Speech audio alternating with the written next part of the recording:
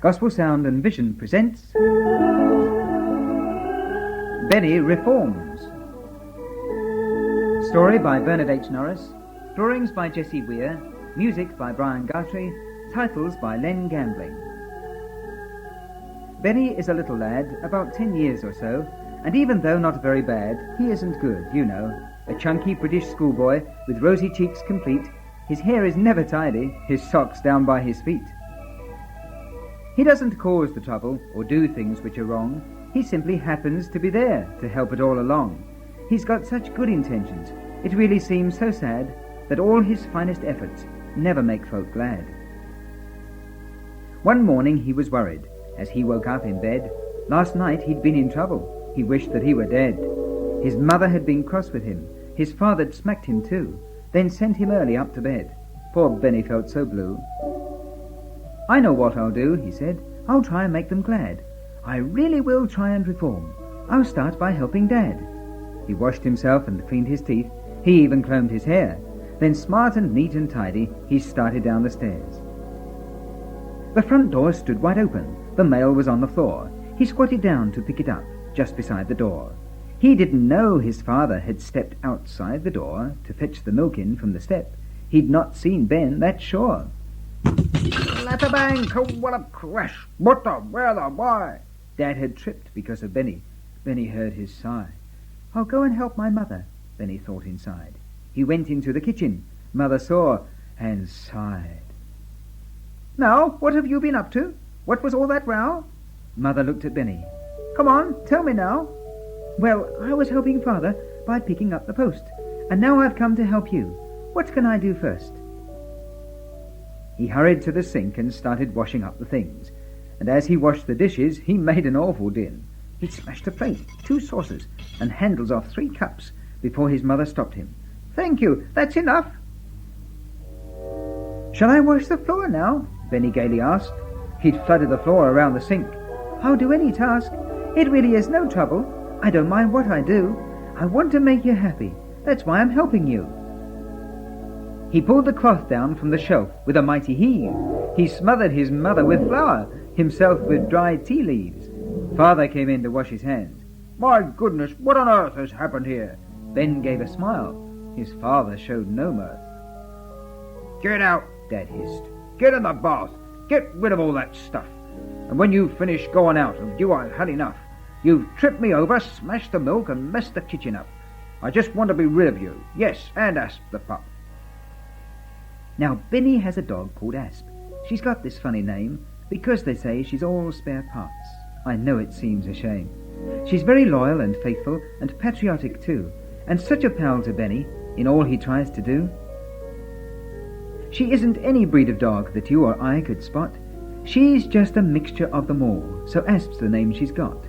It's written on her collar, it's written on her dish, but since she cannot read a word, no other name she'd wish.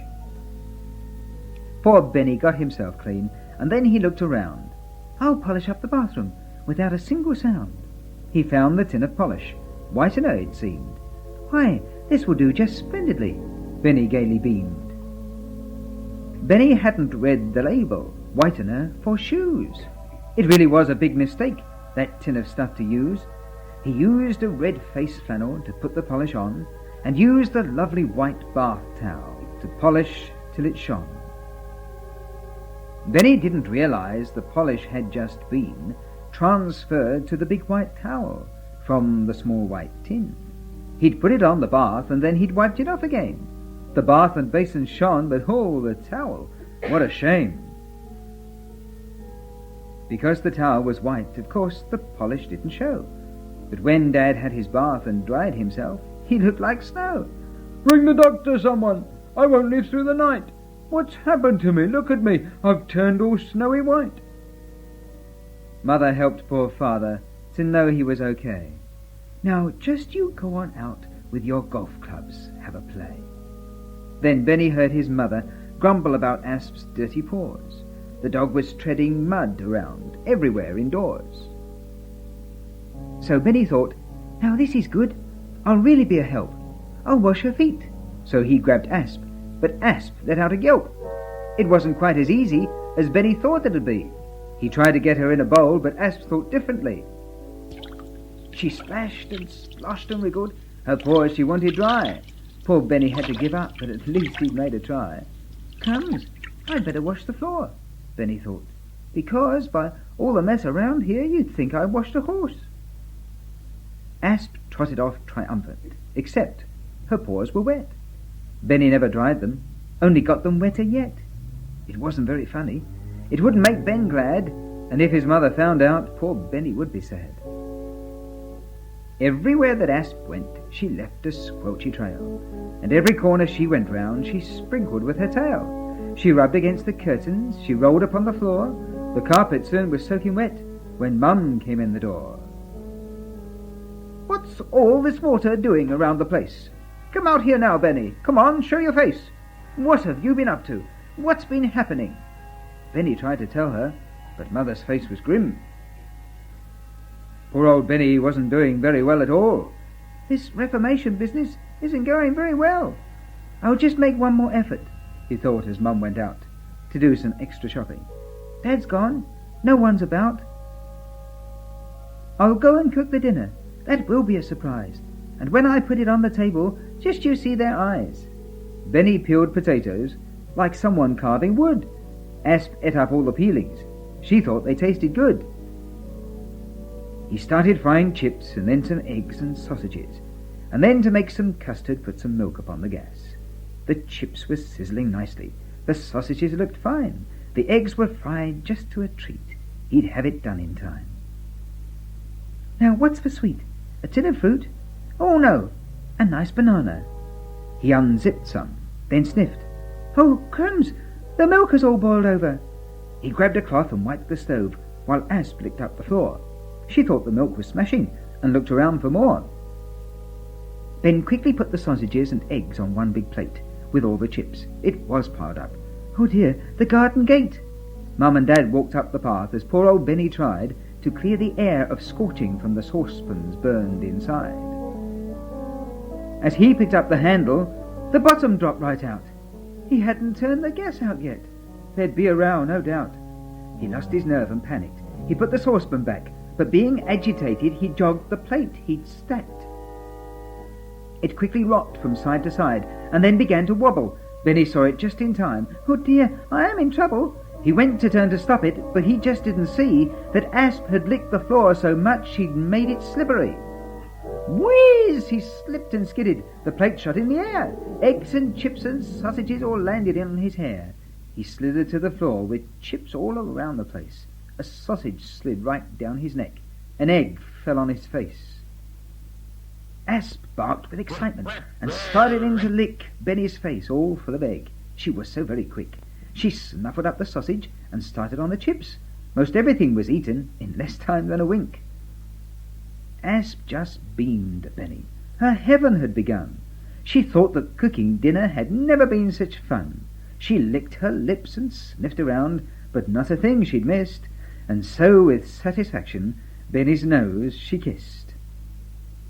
Benny staggered to his feet, but grease was on the floor from all the chips and sausages. It must be wiped for sure. He grabbed the nearest cloth and quickly made the towels to glow. "Oh, crumbs, it's Mum's new dress! Now there will be a row, I know." As Mum and Dad came in the front, Benny shot out the rear. While he ran down the garden path, their shouting he could hear. Poor Benny's reformation had met with no success, although he'd worked so very hard and tried his very best. At church on Sunday, Benny heard the preacher talk about reforming. "Crumbs, that's me," thought Benny. "He means me, no doubt. He must know all about me. He knows the things I've tried, and now he knows I've failed again." Benny almost cried. The preacher was explaining just what the Bible taught about the way we need to change and do the things we ought. Jesus said reforming isn't what we want. Regeneration's changing, reformation's not. When by our own power we try to reform, our strength is not sufficient. Things will all go wrong. We try hard to be different. We try hard to do right. But there is always something wrong. We cannot manage quite. "This preacher is pretty accurate. That is just what takes place, Benny thought to himself, a keen look on his face. I wonder if the preacher knows just what must be done to make a person right, and then for him to find it fun. We need a greater power to overcome all sin. That power is found in Jesus. Why not ask him in? He'll take away the badness. He'll make you really good. Then you will find it easy to do the things you should. Turning over new leaves, reforming, a new start, won't clean up the old leaves or give us a clean heart. The preacher's right, thought Benny. I found it really tough to try my own reforming. Of that I've had enough. If only being good were fun, Benny thought within. Yet that's just what the preacher taught. Are you listening? Jesus will forgive the past and cleanse us from all sin, then put his power within us if we will ask him in. And just because our Jesus a victory has won over sin and evil, you will find it fun. It's natural for Jesus to do what's good and right, and you'll enjoy it too if you ask Jesus in tonight.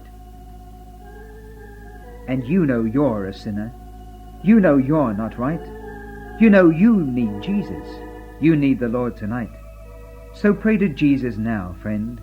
Lord Jesus, save me now, and I will follow you, Lord. Just pray and make that vow. And now go and tell someone the prayer that you have made. They will be so happy to hear that you are saved. And Jesus said in heaven angels are happy too. So may our Jesus bless you in everything you do.